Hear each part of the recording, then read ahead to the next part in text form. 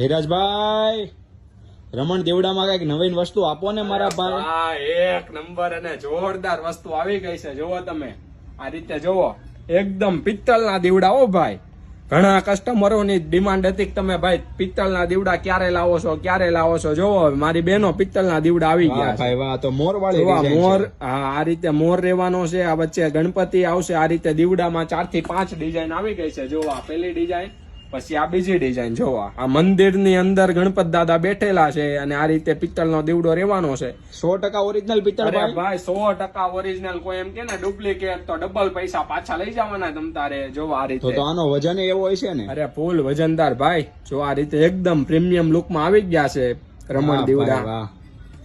જો હજી એક ડિઝાઇન રહેવાની છે. આ રીતે બે બાજુ મોર આવશે અને વચ્ચે ગણપત દાદા આવશે.